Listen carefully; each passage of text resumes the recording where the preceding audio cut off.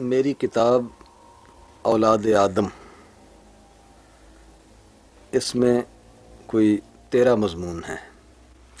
نیم مزاحیہ، ایک ننھا سا دیباچہ ہے جو خط کی صورت میں ہے۔ دیباچہ نگار مرحوم جسٹس کیانی ہیں۔ انہوں نے اپنے اس دیباچے میں میرے ان مضامین کو قصے قرار دیا ہے۔ میں بہرحال انہیں مضمون ہی کہنے پہ مصر ہوں۔ تو ان 13 مضامین میں ایک مضمون آفتابہ۔ بات یہ ہے کہ ان مضامین میں جو کچھ ہے، آخری مضمون کو چھوڑ کر جو کتاب سے شکوہ کے زیر عنوان ہے، جو کچھ کہا گیا ہے وہ حقیقت ہے، افسانویت نہ ہونے کے برابر ہے۔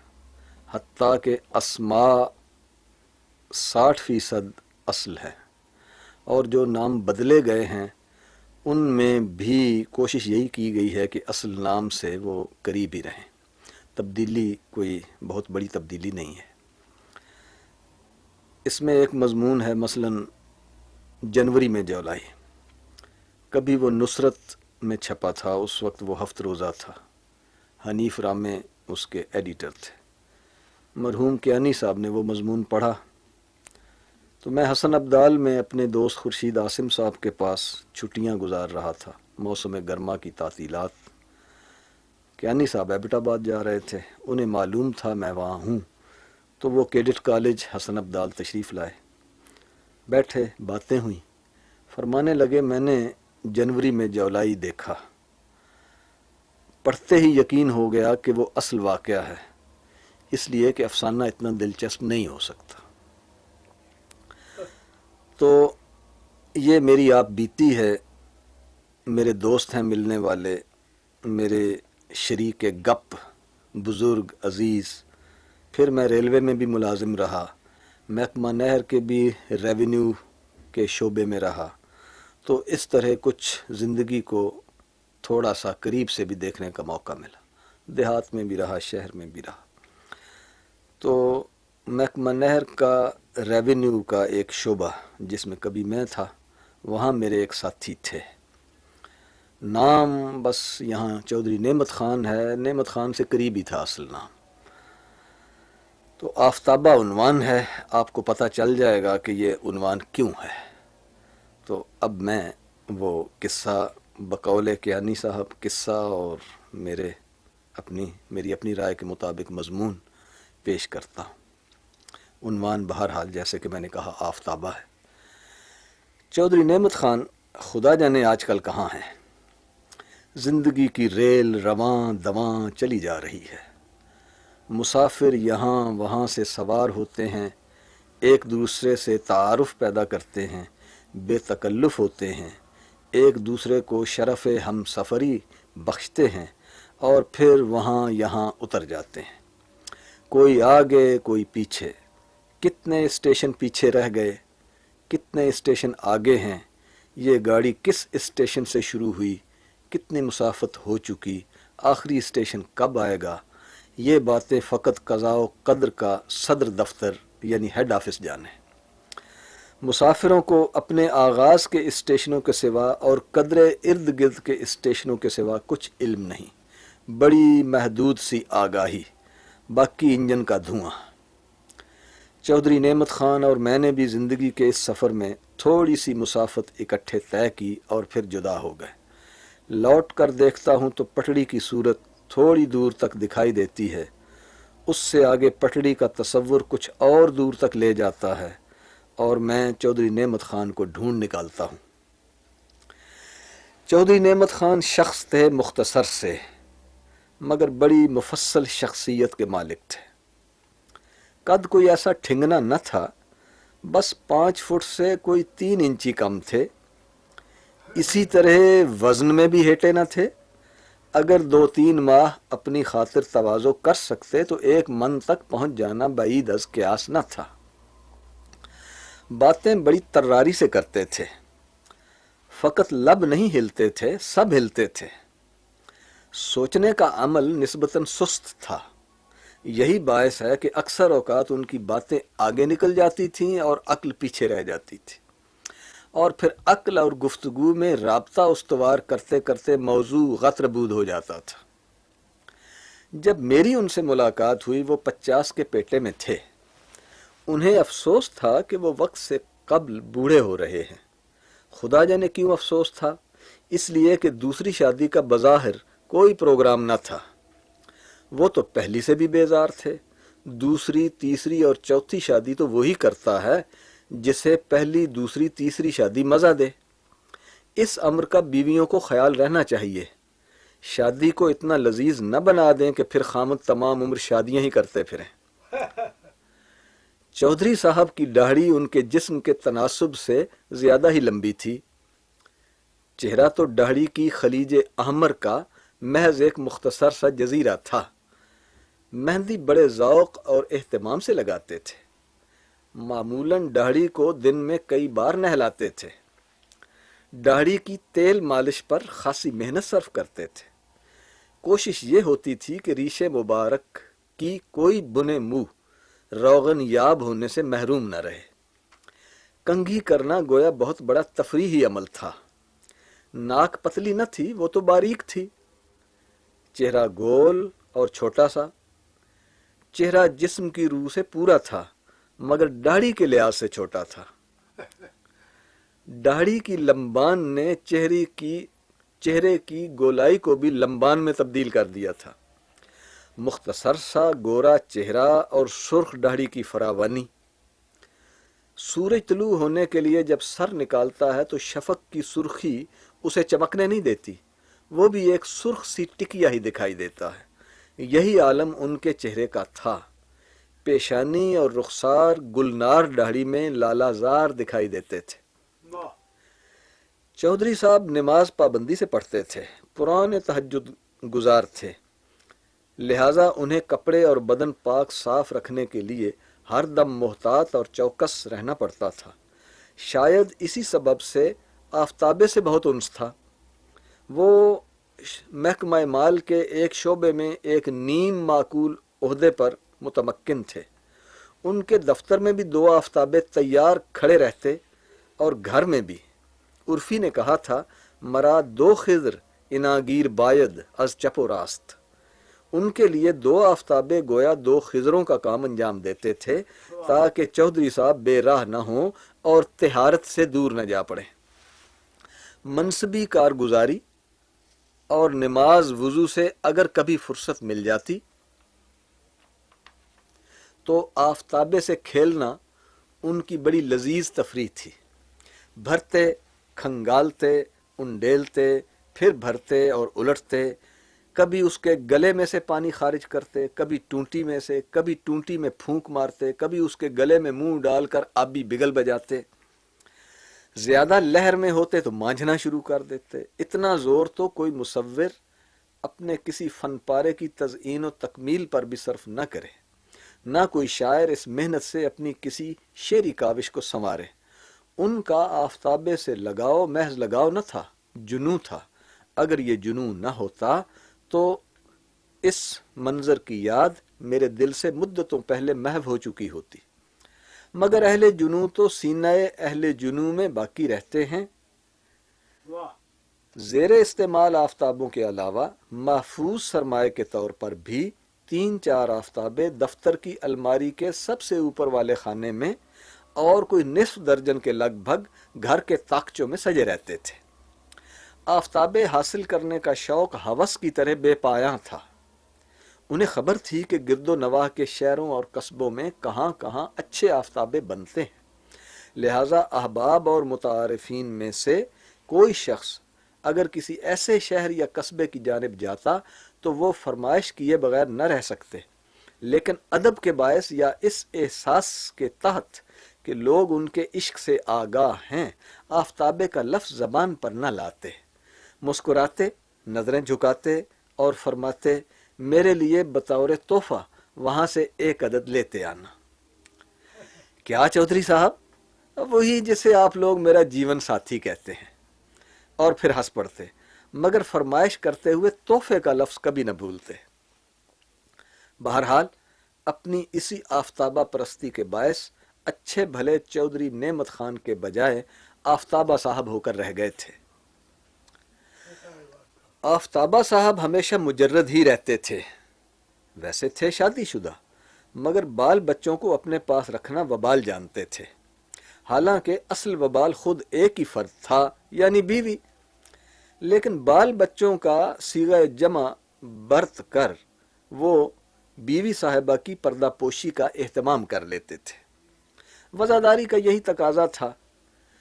گھر کا کل اثاثہ اگر آفتاب شمار اور محسوب نہ ہوں، ایک بستر، ایک چارپائی، ایک کنستر پر مشتمل تھا۔ کنستر کے اندر ایک چھوٹی سی دیگچی، دو ایک رکابیاں اور ایک چھوٹا سا توا تھا۔ علاوہ ازیں کاغذ کی ننھی ننھی چند پڑیاں تھیں، کسی میں نمک، کسی میں مرچ، کسی میں ہلدی، اللہ اللہ خیر صلی۔ آفتابے سے بھی زیادہ جنون آمیز محبت اگر کسی شے سے تھی تو وہ پیسہ تھا۔ اسی لیے تو آفتابہ بھی بطور تحفہ چاہتے تھے۔ پیسے کی محبت کا اولین اور حتمی تقاضا یہ تھا کہ وہ بڑے ہی دقیقہ رس تھے۔ بخیل کا کلمہ گستاخی کی بو کا مالک ہے، اس لیے اسے رد کر دیا گیا ہے۔ دقیقہ رسی کے باعث انہیں دورے بہت پسند تھے۔ زیادہ سے زیادہ 25 میل دور جانا ہوتا تھا، مگر دورے کے اوقات خوب سوچ سمجھ کر مقرر کرتے تھے، اور اس طرح کہ جا کے کھاتے اور کھا کے آتے۔ ہر ایک کے ساتھ ہمدردی جتانا بھی ایک طرح کا شغل بیکاری تھا۔ ویسے مزاجن بے رحم تھے اور اس امر سے آگاہ بھی تھے۔ اگر چاہتے بھی کہ کسی سے بھلائی کر گزریں تو گویا اوپر سے آ کے کوئی ان کے قلم کو گمراہ کر دیتا تھا۔ چنانچہ کسی کی بہتری یا فائدے کے لیے ان کے قلم سے شاذ و نادر ہی کوئی کلمہ ٹپکتا تھا۔ اللہ نے زبان شیریں عطا فرمائی تھی اور ان کی ہستی کی بقا اسی کی کمائی پر مبنی تھی۔ زور زباں سے ہر ایک کو ورغلائے رکھتے تھے۔ یاری دوستی کے معاملے میں بڑے ہی محتاط تھے۔ یاری دوستی تو خیر سخت کلمات ہیں، میل ملاقات یا سلسلہ تعارفات کہہ لیجئے، یعنی میل ملاقات میں گھاٹے کا سودا کبھی نہ کرتے تھے، لیکن بہرحال اپنے اہل روابط کو کہتے یار ہی تھے۔ ان کے نزدیک یاروں کے اخلاص کا معیار ایثار تھا۔ اصولاً یہ معیار بہت قدیم ہونے کے باوجود غلط تو نہیں، البتہ آفتابہ صاحب کے یہاں اس کی تعریف و توضیح یہ تھی کہ دوسروں کی جانب سے ان کے حق میں ایثار ہونا اور ہوتے رہنا چاہیے، خود ان کی طرف سے ایسا کوئی ارتکاب ضروری نہ تھا۔ بربنائے تجربہ عرض کر رہا ہوں کہ کسی کو کھانا کھلا کے انہیں ہرگز کوئی خوشی نہ ہوتی تھی۔ یہ الگ بات ہے کہ باتوں باتوں میں اپنی مہمان نوازی کی دھونس ہر کے مہ پر بڑی فصاحت و بلاغت کے ساتھ جمایا کرتے تھے۔ ان کے یہاں کبھی کوئی ایسا بندوبست تھا ہی نہیں کہ کوئی مہمان آئے، حتیٰ کہ حقیقی بھائی اور بیٹا بھی اگر آ جاتا تو ان کا مزاج مقدر سا دکھائی دینے لگتا۔ گو ظاہری گفتگو اور اس کی تراری پوری پردہ داری کرتی، اور اس پردہ داری کے فن میں وہ خاصے ماہر تھے۔ ایسے ماہرین فن کم ہی دیکھے۔ نوکر کبھی رکھا ہی نہ تھا، نہ فالتو چارپائی تھی، نہ بستر، پھر بھی ان کے نئے متعارفین دھوکہ کھا جاتے، اس لیے کہ وہ اپنے گھر آنے اور قیام کرنے کی دعوت ہر ملنے والے کو بڑی فراخ دلی سے دیتے تھے، مگر آتا وہی جسے کوئی صاحب اسرار نہ ملتا، اور جو ایک بار آ جاتا وہ دوبارہ اس طرف رخ کرنے کی کبھی ہمت نہ کرتا۔ آفتابہ صاحب عصر کے ارد گرد گھر سے عموماً نکل جاتے تھے اور عشاء کی نماز باہر ہی کہیں پڑھا لیتے تھے۔ واپس آتے تو دو ایک چپاتیاں سینک کر زہر مار کرتے اور سو جاتے، لہٰذا شام کو ان کا کوئی نو گرفتار محبت انہیں کیسے ڈھونڈ سکتا تھا؟ تاہم اگر کوئی مہمان دیہاتی بیچارہ زیادہ ہی پرخلوص اور صاحب عزیمت ہوتا اور عشاء کے بعد تک آفتابہ صاحب کے گھر کا پہرا دے لیتا تو وہ بڑے چاو سے ملتے، پھدک کر السلام علیکم کہتے اور اچھل کر سینے سے لگ جاتے۔ قد اچھلنے پر مجبور کرتا تھا، مگر لوگ اسے بھی خلوص کے جذبہ بے خلوص کا جذبہ بے اختیار جانتے تھے۔ گمراہ ہونا ہو تو بہانے بہت، خیریت و عافیت اتنی مفصل پوچھتے کہ آدھ پون گھنٹہ صرف ہو جانا معمولی بات تھی۔ احوال پرسی کے بعد بظاہر بڑے اعتماد اور بھرپور اشتیاق سے پوچھتے، سناؤ کھانا کھاؤ گے؟ اگر کوئی کہتا کہ نہیں میں تو کھایا ہوں تو اگرچہ کلیجے ٹھنڈک پڑ جاتی، مگر اپنے فن خصوصی کا اظہار یوں کرتے کہ لڑ پڑتے، کیوں بھائی میں سرائے میں تو نہیں رہتا، یہ تم سے کس نے کہہ دیا کہ میرے یہاں رسوئی گرم نہیں ہوتی، وغیرہ۔ اور اگر بدقسمتی سے کوئی کہہ دیتا کہ ہاں کھانا کھاؤں گا تو جگر پر چھری سی چل جاتی، مگر کیا مجال جو چہرے پر ملال کی کوئی شکن نمودار ہو۔